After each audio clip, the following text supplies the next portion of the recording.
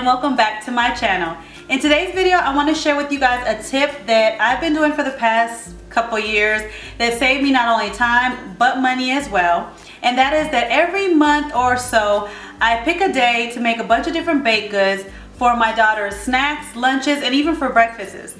And this saves me time because I pick one day to have a baking day where I, get all the stuff out, bake a bunch of things, and I can freeze them so they last me like a month or even two in the refrigerator, in the freezer. And so that saves me time, but it also saves me money because I bake things that I bake from scratch, but also when I see pre-packaged mixes on sale, I can stock up on them, make them, and they can also save me money as well, besides buying those pre-packaged things.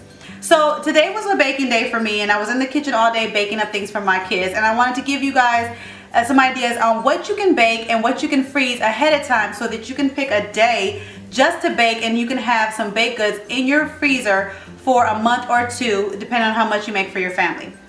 So some of the things that I make are cookies, of course.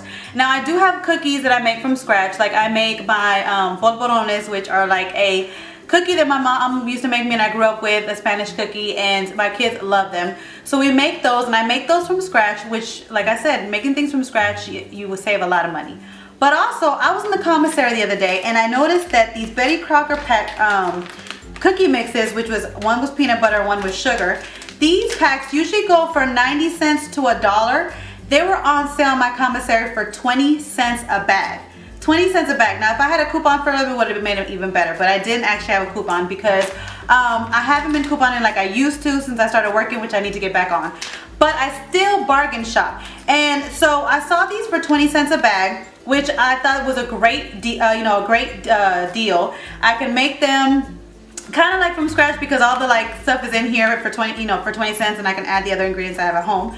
But one thing I will tell you, when you find things like this that they're when they're usually like $1 or 90 cents and then you see them for 20 cents, always check the expiration date. Always check the expiration date, because sometimes when they have those good sales, it's because it's about to go bad. So I checked these, and this one was said it was good until February 2018, and this one is good until March 2018. So I knew that I was going to use them way before that.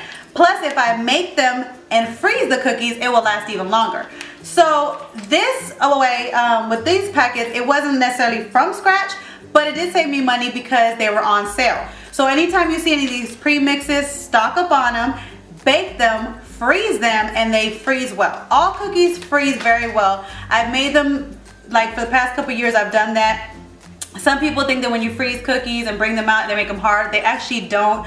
You leave them out to thaw, and if you need to, you can put them in the microwave, wrap them in a wet paper towel, and it gives them moisture and it makes them soft again. So don't think that if you bake cookies and freeze them that they're gonna come out hard, like hockey pucks or something.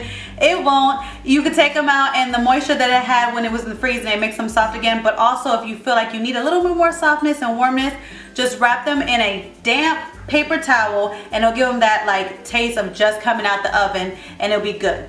Another thing that I baked today was different kinds of muffins. So there was two muffin mixes that I made. One was a chocolate coffee cake mix that actually, it was originally a cake that I used to make for my kids. For my friends that would come over, I would make a different, the cake for them. But my girls actually ended up liking this cake so much that I decided to make them into muffins so that they could have for breakfast. So that one I made from scratch, which saved me money. But then the blueberry muffins, I have to say that my favorite blueberry muffins are the Betty Crocker Wild Berry box. I've tried homemade recipes, but I have to say this one is my favorite, and my daughter's favorites as well. So I always wait to see when this is a good price, and I stock up on it as well. So once I stock up on it and I have it, I bake them, freeze them, and not only are these good for their lunches and snacks and desserts, they're also good for breakfast. So the muffins are not only a baked good that I can, have them pre-made for, like I said, for their lunch boxes or for after school snacks, but it also makes great breakfasts. Another thing that I made and I could freeze is the shredded wheat sweet treats that I showed you guys. I made a video on it, and I'll put the link right here. That freezes as well, and it freezes great. Actually, I eat them straight from the freezer. They taste so good. Sorry, they taste so good frozen and actually in the refrigerator because that's where I keep them.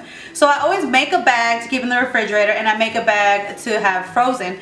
And so that's another thing that you can freeze. A lot of things, baked goods, you can freeze them, and some things you might want to test. But so far, muffins and cookies and brownies. I also made brownies. I forgot about the brownies. I usually make brownies homemade as well, but I had a Betty Crocker box that was on sale that I bought. I threw away the box, so I don't have it no more. But it was a Betty Crocker box that was on sale as well, and I purchased them. And I purchased that one and I made it. Brownies, they freeze well, and when you take them on thaw, they taste so moist and chewy, just like they originally did. So for me, I've tried brownies, I've tried muffins, and I've tried cookies, and I've had good results in all of them. And I also tried, like I said, the shredded wheat sweet treat, which is a cereal treat. They've worked well. I haven't tried Rice Krispies or maybe some other cake pops or anything like that, but I'm sure that they would freeze as well. Those you might want to try to see how the texture is.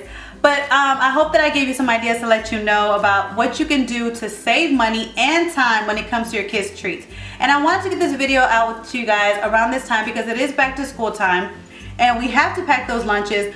Kids come starving after school and we need to have after school snacks. Plus, if your kids are like me who are in gymnastics and soccer practices, you want to grab something to take to the soccer practices, and you know, you don't have always time to just bring out all the dishes and bake something every week.